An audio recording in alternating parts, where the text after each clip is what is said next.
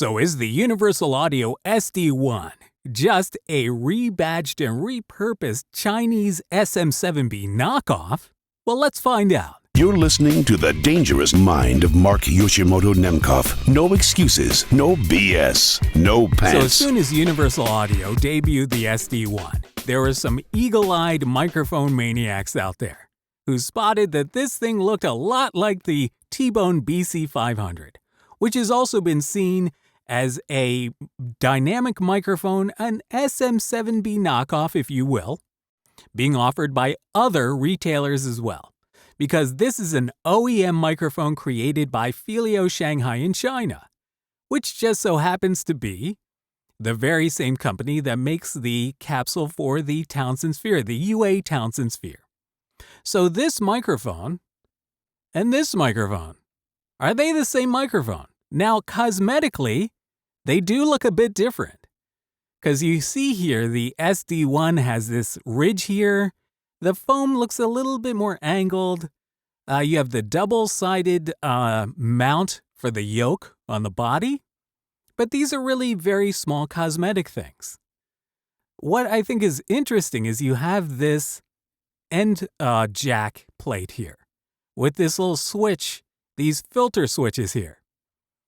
So on the Universal Audio version, hold on, here's a better picture. So someone, King Korg over at Group DIY, noticed that the switches here, this is of course the Chinese version, the Chinese SM7b knockoff, the BC500, and this is the Universal Audio SD-1, and the switches, the font, the whole design looks extremely similar.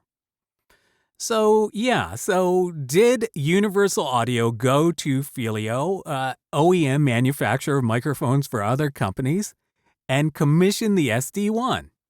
Well, according to Drew and Universal Audio, the answer is yes. So he says, our product team worked with our partner to customize our version to include a new capsule mounting system for reduced handling noise as well revoicing. So it would seem that yes, they did go and they did get the company that makes this microphone, Filio Shanghai. And they have commissioned it to look more like an SM7B with the mount, the double mount. It's voiced very much, if you listen to the demos, it would sound very much like you would expect an SM7B to sound. So this is interesting too. So if you look at the frequency response here, there are very little specs. Obviously cardioid, obviously dynamic, but a frequency response from 50 to 16 hertz, 16K. Okay? So obviously, this doesn't really prove anything. This is not a smoking gun thing, 50 to 16K. So is it the same circuit and Universal Audio had them change the cosmetics of the body, or maybe it's an updated version of this body and they had a new capsule mount put in, maybe the capsule's revoiced? I've also heard from some people that this microphone actually sounds more like an 57, an SM57 than an SM7B. So yeah, did Universal Audio go and work with them to create this OEM entry-level microphone? It definitely sounds like it. Now, let's hope that the love and the quality control that Universal Audio instills in this process makes it a wonderful reason not to just spend $84 at Thomann on the T-Bone BC500 or the other microphones that are the exact same thing but badged for different retailers. So, okay. So now that we know that, what are you thinking? What do you think? Do you think that this microphone, and I know a lot of people are like, why are they putting out this cheap microphone? Well, it's an entry-level microphone for podcasters, for streamers, and Universal Audio is going to provide a preset. So when you buy the microphone, you'll get like a link and it'll give you some presets so that you can be ready to go right out of the box. That is the demographic that the SD-1 is going after. Even though these pictures here would make you think that Andre Segovia Jr. and, some pros are using this thing, this is really more of what is going to happen. It's going to be like your podcasting, your live streaming mic.